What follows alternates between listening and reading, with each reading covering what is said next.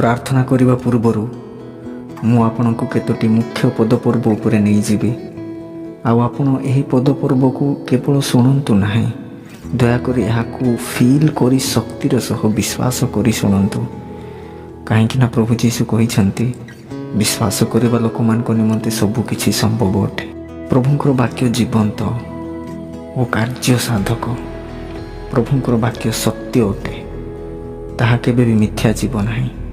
आज यही वाक्य डायरेक्ट प्रभु आज आपण को कहते, आउ प्रभु आज यही वाक्य केवल मते ही कहते बोली आपण विश्वास करी शुणु। जिहोशय 1:9 पद। आंभे कि तुमको आज्ञा देना हो, बलवान हुओ वो साहसिक हुओ, त्रासयुक्त हुओ नहीं कि हताश हुओ नहीं, कारण तुम्भे जो आड़े जीव सदा प्रभु तुम्भ परमेश्वर तुम्हार संगी हेबे। यही वाक्य होची आज आपणक परमेश्वर आड़ू प्रतिज्ञा। आउ यह आपण विश्वास करंतु। चिंता ही आमर निद को हजई दे थाए।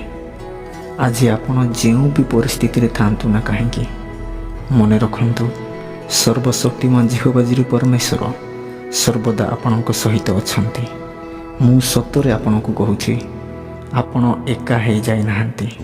गीत संहिता 139 अध्याय एपरी लेखा अछि, से आमर बसिबार उठिबार चलिबार भाविबार सब विषय जानती। तो कौन से आपण आज कौन चिंता करुछंती ताहा से जानती नहीं, से जानती। जदि आज आपण जीवन में जहाँ भी घटुची ताहा परमेश्वर जानुछंती, तेबे आपण आउ काहेकि बेसी चिंता करुछंती। आज रात्रि रे आपण शांति रे विश्राम करिबा दरकार।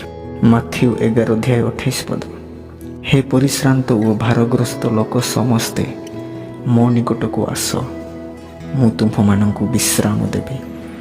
आज रात्रि रे एही वाक्य केवल आपणक पई अटे। आपण एही दुनिया रे परिश्रम करी करी थकी जाइछंती। परिवार रो वो समस्त विषय बोझ नहीं भारग्रस्त हो जाइछंती, किंतु किसी असुविधा नहीं। आपणक जीवन रे जहाँ भी कठिन विषय घटी थाउ ना कहीं, आज ही रात्रि रे प्रभु जीशु आपण को विश्राम देवा पाई चाहते। फिलिपियो 4:13 पद। यही वाक्य को आपण को आपणकर माइंड को कहतु जे मोर शक्तिदाता साहाय्य रे मु समस्त विषय करि पारे। समस्त विषय मीन्स समस्त जहाँ भी आज आपण को कठिन लगुच कि जहाँ भी आज आपण को इच्छा अच्छी करने कि आपणकर भविष्य जो योजना अच्छी प्लान अच्छी, से सब विषय को आपण तांकर साहाय्य द्वारा उत्तम भाव में करें। प्रार्थना करिबा। हे पराक्रांत प्रेममय परमेश्वर, आज मु जीवित थिबारु तुमको धन्यवाद दउछि।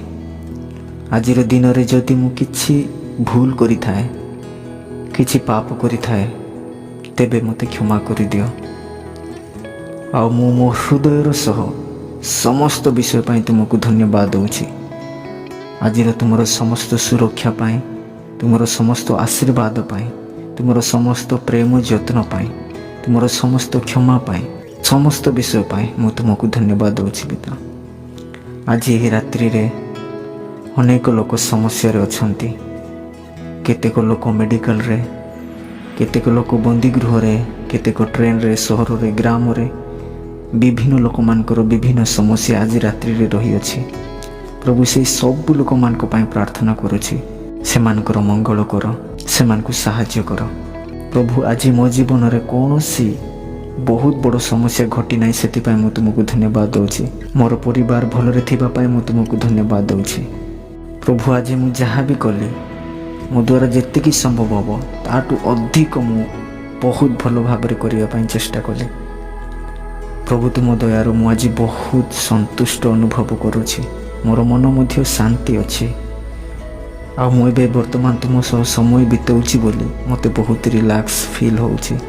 गोटे विषय मु मो जीवन में शिखिछि प्रभु, जे ही पृथ्वी रे केबे भी समस्या सरीब नाही, कहीं यह होछि पृथ्वी स्वर्ग नुह। से स्वर्गर अन्वेषण रे अच्छी प्रभु, आ से स्वर्गर अपेक्षा रे अच्छी। मो जीवन में जेतिकी भी समस्या थाउ ना कहीं तुम्हें मो सह अच्छ, सेतिकी मो पाई यथेष्ट।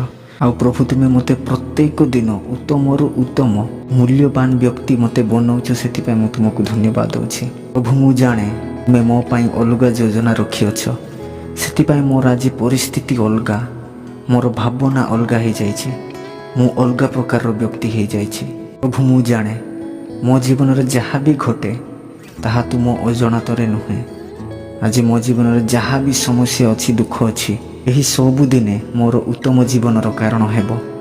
तुम्हें जहाँ भी मो पाई कर ताहा मोर भल पाई ही कर। प्रभु मु तुमको प्रेम करे निर्माण करुथिबा तुमर समस्त लोक मानकु मु निज परि ही प्रेम करे। जो माने भी मो सह मंद करिछंती सेमानकु मो हृदय सह क्षमा करुछि पिता। जदि मो द्वारा किछि भूल हो जाइए तेबे मते क्षमा करि सारिछ बोली मु विश्वास करुछि।